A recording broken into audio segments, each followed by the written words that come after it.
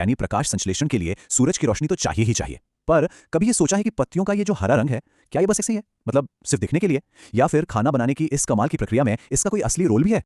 और इसी सवाल का जवाब ढूंढने में जो हमारी मदद करेगा वो है ये हमारा खास औजार, एक खास तरह की पत्ती। ये कोई ऐसी वैसी आम पत्ती नहीं है, इसे कहते हैं वेरीगेटेड पत्ती, या हिंदी में कहें तो चितकबरी पत्ती। और इसके ये जो दो रंग है ना, बस यही बात इसे हमारे इस एक्सपेरिमेंट के लिए एकदम परफेक्ट बना देती है। तो सवाल उठता है कि ये चितकबरी पत्ती आखिर है क्या भला? देखिए, बहुत सीधी सी बात है। ये एक ऐसी पत्ती होती है जिसके कुछ हिस्से तो एकदम हरे होते हैं और कुछ हिस्से सफेद या हल्के पीले, और बस यही अनोखी बात इसे हमारी इस पूरी खोज का हीरो बना देती है।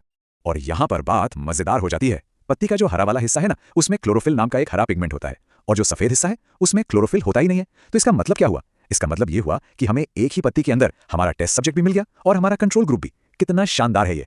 चलिए, अब जब हम अपने इस खास औजार को समझ चुके हैं, तो अब बारी है एक्सपेरिमेंट के पहले स्टेप की। तैयारी शुरू की जाए। तो सबसे पहला और शायद सबसे जरूरी काम, पौधे को डी-स्टार्च करना। अब ये क्या है? इसका सीधा सा मतलब है कि पौधे ने जो भी स्टार्च पहले से बनाकर जमा किया हुआ है उसे पूरी तरह से खत्म करना है। पर ऐसा करना क्यों है? जरा सोचिए। हमें यह पता लगाना है कि एक्सपेरिमेंट के दौरान नया खाना बना या नहीं। अगर पत्ती में पहले से ही स्टार्च मौजूद होगा तो हमारे सारे नतीजे तो गड़बड़ हो जाएंगे ना, है ना? तो हम पौधे को अंधेरे में रखकर एक तरह से उसकी स्लेट को बिल्कुल साफ कर रहे हैं, ताकि जो भी लिखा जाए वो नया हो। और हाँ, ये कोई 1-2 घंटे का काम नहीं है। पौधे को पूरे 3 दिन तक कंप्लीट अंधेरे में रखा जाता है। ऐसा इसलिए ताकि वो अपना सारा जमा किया हुआ स्टार्च इस्तेमाल कर ले और पत्तियां बिल्कुल स्टार्च फ्री हो जाएं।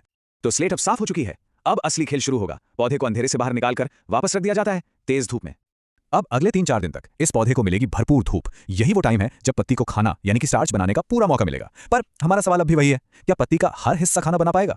ओके, तो पौधे ने तो अपना काम कर दिया। अब हमारी बारी है ये पता लगाने की कि पत्ती के अंदर हुआ क्या है। तो चलिए टेस्टिंग शुरू करते हैं। हमारा अगला स्टेप थोड़ा सा केमिकल वाला है। हमें स्टार्च टेस्ट करना है। पर ये जो क्लोरोफिल का हरा रंग है ना, ये हमारे टेस्ट के रिजल्ट को छुपा सकता है। इसलिए पत्ती को अल्कोहल में उबाला जाता है ताकि ये सारा हरा रंग निकल जाए। और इस प्रोसेस के बाद पत्ती अपना हरा रंग बिल्कुल खो देती है। वो लगभग बेरंग हो जाती है। अब ये एकदम एक खाली कैनवस जैसी है, जिस पर हमारे फाइनल टेस्ट का रिजल्ट बिल्कुल साफ साफ दिखेगा। अल्कोहल से निकालने के बाद पत्ती को सादे पानी से अच्छे से धो लेते हैं। ये बस एक छोटा सा लेकिन जरूरी स्टेप है, ताकि पत्ती थोड़ी नरम हो जाए और उस पर लगा हुआ कोई भी एक्स्ट्रा केमिकल हट जाए। तो अब हमारे पास एक साफ बेरंग पत्ती है। और अब आता है इस एक्सपेरिमेंट का सबसे अहम पल। इस पत्ती पर डाला जाएगा आयोडीन सॉल्यूशन। अब साइंस ये कहता है कि आयोडीन जैसे ही स्टार्च के संपर्क में आता है, वो अपना रंग बदल लेता है। तो क्या लगता है क्या होगा? और ये रहा वो पल जिसका हमें इंतजार था, हमारे एक्सपेरिमेंट का रिजल्ट, जो हमारे सवाल का सीधा सीधा जवाब देगा। रिजल्ट्स बिल्कुल साफ और एकदम हैरान कर देने वाले हैं। पत्ती का वो हिस्सा जो शुरू में सफेद था, मतलब जहां क्लोरोफिल था ही नहीं, उस पर आयोडीन का कोई असर नहीं हुआ, कोई रंग नहीं बदला, मतलब साफ है, वहां कोई स्टार्च नहीं बना। लेकिन जो हिस्सा हरा था, वो आयोडीन डालते ही गहरा नीला काला पड़ गया। ये इस बात का पक्का सबूत है कि स्टार्च सिर्फ और सिर्फ उसी हिस्से में बना था। और ये देखिए इसका नतीजा, पत्ती का सिर्फ वही एरिया नीला काला हुआ है जो पहले हरा था। ये हमारे ऑब्जर्वेशन की एक सीधी विजुअल कंफर्मेशन है।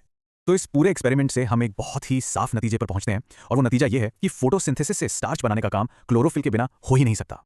तो सबसे बड़ी और जरूरी बात क्या निकल कर आए? यही कि पत्तियों का हरा रंग सिर्फ देखने में अच्छा लगने के लिए नहीं है। ये क्लोरोफिल ही वो सीक्रेट इंग्रेडिएंट है, वो इंजन है जो सूरज की रोशनी को पौधे के खाने में बदलता है। ये सिर्फ एक रंग नहीं, ये तो जिंदगी चलाने वाली मशीनरी का एक बेहद जरूरी पुर्जा है। अच्छा, ये तो हमने साबित कर दिया कि क्लोरोफिल कितना कितना ज्यादा जरूरी है, पर ये अपने पीछे एक और बड़ा मजेदार सवाल छोड़ जाता है। अगर ये हरा रंग जिंदा रहने के लिए इतना ही इंपॉर्टेंट है, तो फिर हर साल पतझड़ में पेड़ अपनी इन कीमती हरी पत्तियों को गिरा क्यों देते हैं? वो खूबसूरत नारंगी और पीले रंगों में